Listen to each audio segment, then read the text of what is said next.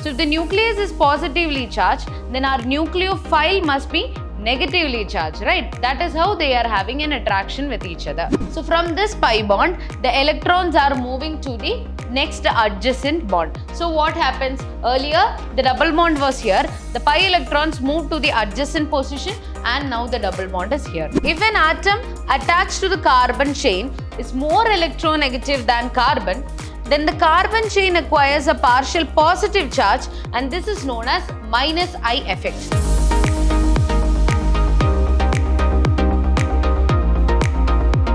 Hello everyone, this is Ambali Unnikrishnan from the Department of Chemistry, Vidhyaashram School of Excellence, Mysore. So in the last session, we studied isomerism, different types of isomerism, as well as we started with the fundamental concepts in organic reaction mechanisms. Right. So in today's session, we are going to study about what are nucleophiles.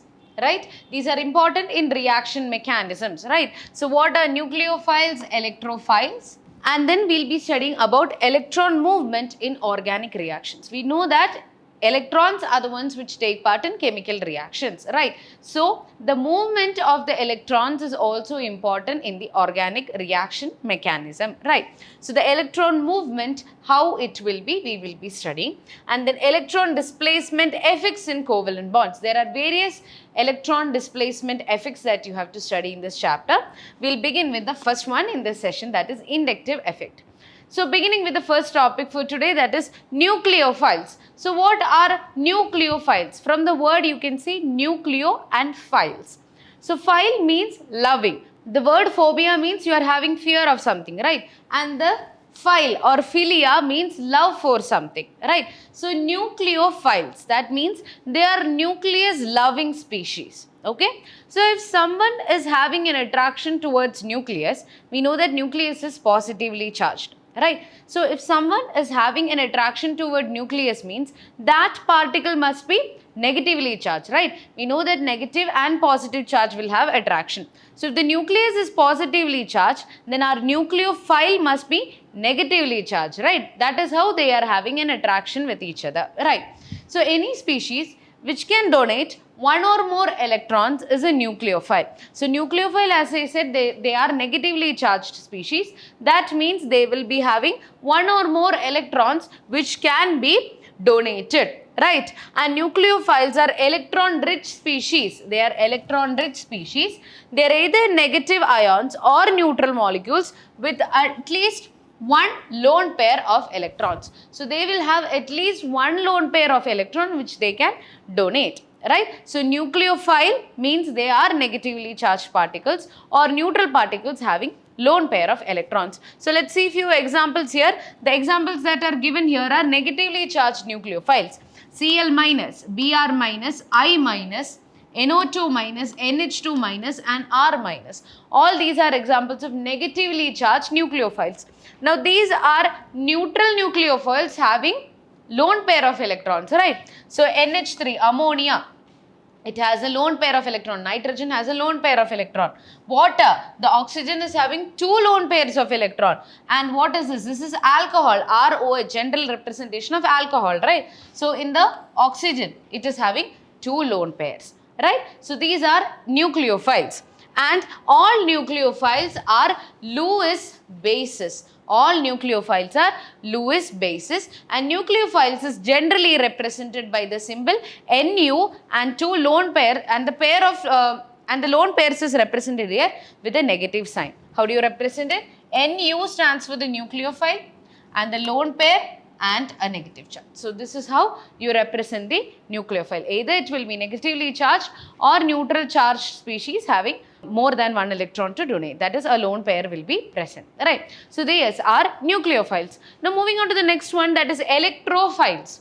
So now nucleophiles were species which are having attraction towards nucleus. Now what is electrophiles? Same way, which is having attraction towards electrons. So electrons is what charged species, negative or positive. Electrons are negatively charged species, right? So if electrons are negatively charged species, electrophiles must be positively charged, right? So any species which can accept one or more electrons is an electrophile. And electrophiles are electron deficient species, and they are either positive ions or molecules with incomplete octet. So, in the case of nucleophiles, they can donate electrons. In case of electrophiles, they accept electron. Right? They can accept one or more electron, and also they are electron deficient species. They lack electrons, so what do? They try to accept more electrons. So they are either positively charged species or having incomplete octet. So these are few examples of positively charged electrophiles: H+, H3O+, NO2+, R+, and NH4+. All these comes under positively charged electrophiles. And BF3, AlCl3, SO3, FeCl3, these are neutral electrophiles. BF3, we know that it is having incomplete octet, right? So all these are examples of electrophiles, right? And all electrophiles will be, yes, Lewis acids. All nucleophiles are Lewis bases. All electrophiles are Lewis acids, and electrophiles is generally represented by the symbol E and then a plus sign.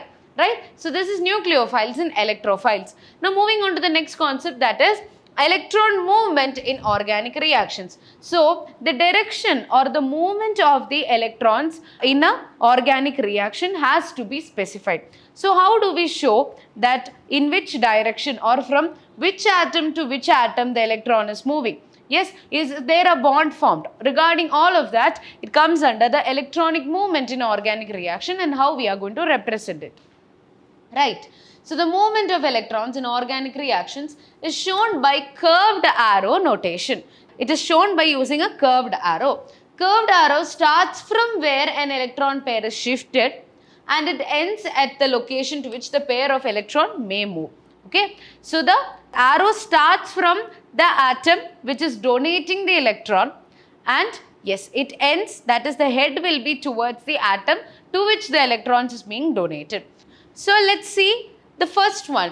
From a pi bond to adjacent bond position, the electron is moving. So from a pi bond means, yes, double bond or triple bond. Pi bond means in a double bond there will be a sigma bond as well as a pi bond, right? So from this pi bond, the electrons are moving to the next adjacent bond. So what happens? Earlier the double bond was here, the pi electrons moved to the adjacent position, and now the double bond is here. Okay, so how do I represent it? From here the arrow starts and it should be end, that is the head of the arrow should end in this bond, right? So this is how we represent it. Next one is from pi bond to adjacent atom. Okay, from pi bond to the adjacent atom, the pi electrons, that is the 2 electrons, is going to the adjacent atom. So the atom here is Y. As you can see, it is shifted to this position, and what happens on Y, you can see these 2 electrons, that is a lone pair, right? The next one is from atom to adjacent bond position. So from the atom is having a lone pair. From the atom, it is going to the adjacent bond position. So now a pair of electrons is going to this position, means now it will form one more bond. This becomes a double bond then, right? So these are few examples that you can see of the electron movement, right? Now the movement of single electron is indicated by half-headed curve arrow known as fishhook arrow. So there is in a bond there are 2 electrons. If the bond is breaking and each of the atom is taking up 1 electron, that is the movement of single electron, it will be shown by a half-headed curved arrow which is known as fishhook arrow. So as you can see in this example, CH3Cl. Yes, there is a bond that you can see. Now 1 electron goes to the alkyl CH3 and 1 goes to the chlorine. So what happens? As you can see, it is shown by half-headed single arrows, right? So this is called as fishhook, and this what you have got here, it is called as the radicals, right? Odd electron species are called as radicals, right? So that will be, that is this movement of single electrons will be shown like this, right? Now moving on to the electron displacement effects in covalent bonds, right? So the displacement of electrons in covalent bond takes place either by the influence of atoms or group of atoms present in the molecule or by the influence of attacking reagent. As a result, carbon chain gets polarized, right? So in the carbon chain, there can be effect because of the presence of atoms or groups. Yes, in the molecule there will be various atoms and molecules, right? And also by the influence of attacking reagent. Okay, so as a result, what happens? There will be a polarity difference, right? In a molecule, there will be different atoms, right? If there is a electronegativity difference, there can be a polarity which will be developed. So based on this, there are various electron displacement effects that we have to study. There are 4 effects that you will be studying in this chapter: inductive effect, electromeric effect, mesomeric or resonance effect, and the last one is hyperconjugation effect. So in this session, we'll begin with the first one, that is inductive effect. Okay, so what is inductive effect? The permanent polarity produced in a carbon chain due to the partial displacement of a bond pair of electron towards the more electronegative atom or group. So it is a permanent effect, okay? It is a permanent polarity produced in a carbon chain when there is electronegativity difference between the 2 atoms. So as you can see in this example, CH3, CH2, Cl, right? CH3, CH2 and Cl. So between the carbon and the chlorine atom, there is an electronegativity difference. Yes, carbon or chlorine is more electronegative. Chlorine is more electronegative, right? So what happens is this shared pair of electron will be moving towards the more electronegative one. So hence what happens? There will be a polarity difference and chlorine will attain a partial negative charge and carbon will attain a partial positive charge. Now this is called as inductive effect. And there are 2 types of inductive effect as well, that is minus I effect and plus I effect. So let's see the minus I effect. If an atom attached to the carbon chain is more electronegative than carbon, then the carbon chain acquires a partial positive charge and this is known as minus I effect. So let's take this example, CH3Cl. Yes, so there is an electronegativity difference between carbon and chlorine. So the other atom which is present, that is chlorine, is more electronegative than carbon. So chlorine will attain a partial negative charge and carbon will attain a partial positive charge, right? So this effect is known as minus I effect. That is, the carbon gets the partial positive charge. Yes, it acquires a partial positive charge and the other atom which is present other than the carbon, that will attain a partial negative charge because it is more electronegative. That is called as minus I effect. And atoms or group which causes minus I effect are termed as electron withdrawing groups, or EWG you can write it, electron withdrawing groups, right? So they take up the electrons, so they are electron withdrawing groups. Now let's move on to the next one, that is plus I effect. If an atom or group attached to the carbon chain is less electronegative than carbon, then the carbon chain acquires partial negative charge.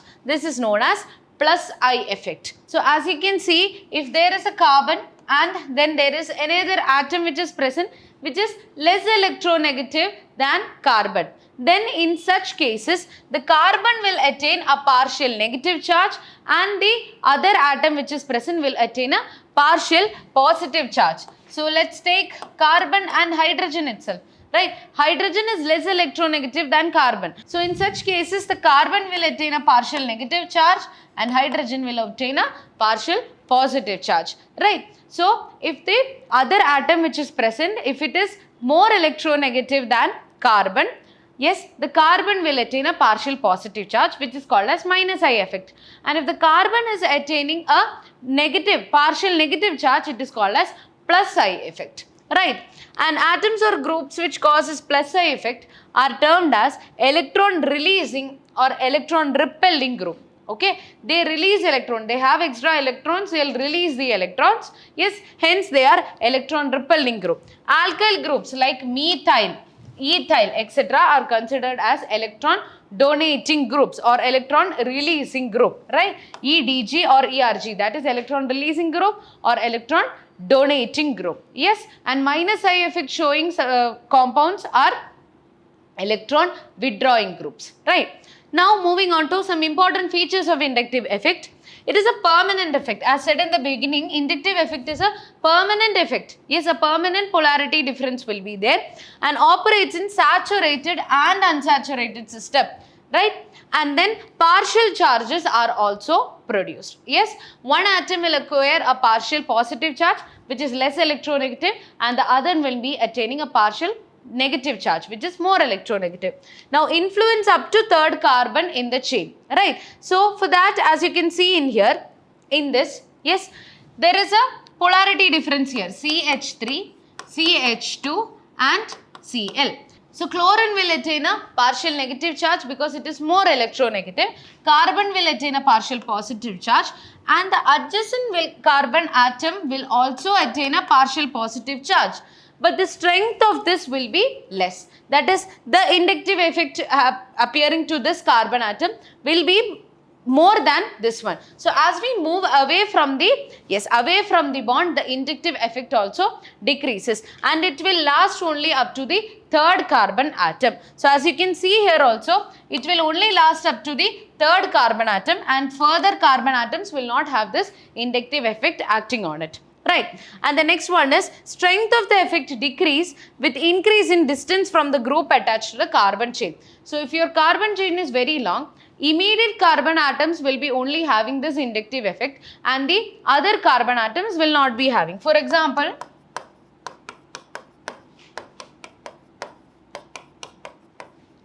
if I am taking this particular compound, right, there is an electronegativity difference here. So chlorine will attain the partial negative charge, carbon will have the partial positive charge. Yes, and this will have also a small inductive effect happening, right? That is, it will attain a small partial positive charge, and it can happen to the third carbon as well.